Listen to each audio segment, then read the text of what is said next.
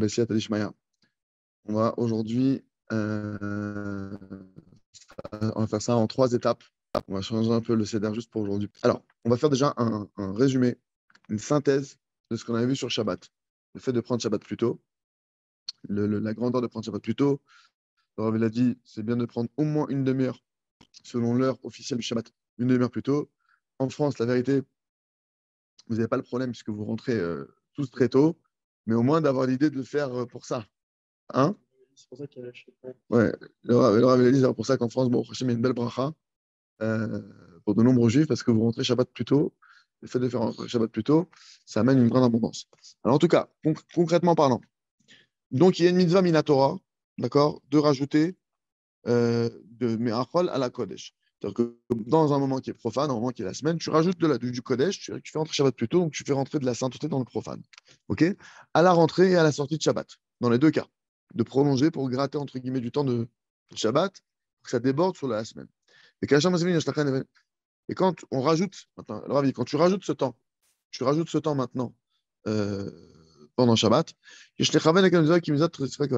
tu dois maintenant, c'est important, quand tu fais une mitzvah, c'est important d'avoir l'intention de faire la mitzvah. Ok. Donc maintenant, en France, la plupart vous le faites déjà, mais vous le faites sans y penser. Quand vous faites rentrer Shabbat plus tôt, d'accord, puisque on est obligé, Shabbat il rentre très tard chez vous, d'accord, donc vous faites rentrer Shabbat hyper tôt, vous avez la kavana de dire, je rajoute du temps de Shabbat dans la semaine, j'accomplis la mitzvah de faire Tosefet Shabbat.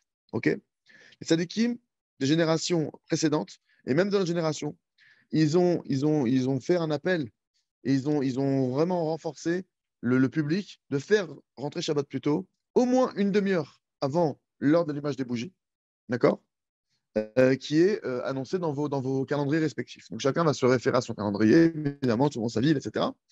Et de même, il est possible, et c'est même voulu, c'est une bonne chose, d'être prêt pour faire entrer Shabbat depuis Chatzat Hayom.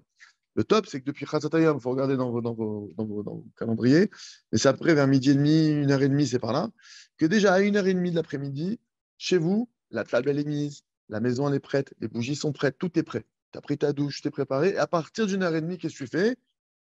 Tu rentres, tu te prépares en Shabbat, tu fais une sieste, étudies, tu fais Shnemikra V'Chatarou, tu danses avec tes enfants, tu chantes, je sais pas, tu fais plein de choses, mais tu es prêt pour Shabbat.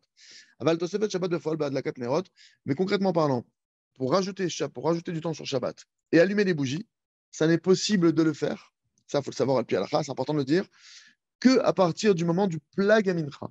On n'a pas le droit de faire rentrer Shabbat avant Plag Mincha. Donc on n'a pas le droit d'allumer les bougies de Shabbat avant Plag Mincha. D'accord? Donc il faut vérifier sur vos calendriers, pour regarder l'heure de Plag Mincha, mais c'est à partir de là. Et ça, c'est le top. Et maintenant, autre chose qu'il faut savoir, donc, ouais, donc ça, ce Plag Mincha, cet horaire-là, il va être variant, il va être différent entre Jérusalem, Paris, en été, en hiver, etc. Donc vous vérifiez avec vos calendriers. D'accord? Ok. Et même celui qui n'a pas de calendrier, dit le Rav, même si tu n'as pas un calendrier, il y a des applications. Moi, j'utilise Calji, par exemple. Il y a plein d'applications, Hibroudat, il y a plein d'applications aujourd'hui pour avoir les horaires précisément. Donc voilà, aujourd'hui, grâce à notre génération, c'est hyper accessible. D'accord? Donc, il faut savoir que dès l'instant, donc, tu n'as pas le droit de faire rentrer Shabbat avant Plaga Mincha. Et une fois que tu as fait rentrer Shabbat, tu ne peux plus prier Mincha. Parce que c'est Shabbat, c'est déjà le jour d'après.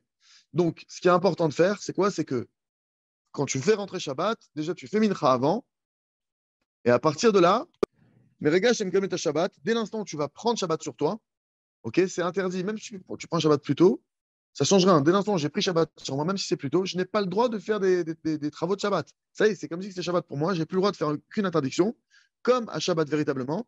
Et donc, il dit, chez le Rav, c'est impossible de prier aussi Mincha de Yom Chol. Si tu prends Shabbat sur toi vraiment, ça marche pas. C'est-à-dire que si j'ai pas fait Mincha, ça marche pas de prendre Shabbat. Donc, il faut, je parle pour les hommes particulièrement qui ont l'obligation de faire Mincha. Les femmes, c'est plus ou moins différent, parce qu'elles n'ont pas l'obligation que nous, les hommes. C'est pourquoi c'est très important, nous dit le Rav, de finir toutes les préparations et même de prier Mincha avant de prendre Shabbat sur toi. Et par le mérite de devancer Shabbat avec amour, je précise, tout ça, il faut le faire avec amour, avec joie, avec empressement, en montrant le kavod que tu veux Shabbat, que tu veux vite qu'il soit avec toi le Shabbat, tu veux vite du Shabbat, tu veux du Shabbat dans ta vie. Ok? Yagdiv yachish nanu Hashem itbarach ta geoula. Hashem, il va nous devancer, il va nous faire vivre de manière véritable la geoula shlema, la dévance totale, avec miséricorde rapidement de nos jours. Amen. Batzlacha pour tout le monde. Voilà, donc ça c'était pour la partie de Shabbat qu'on a conclu maintenant. Bon Hachem.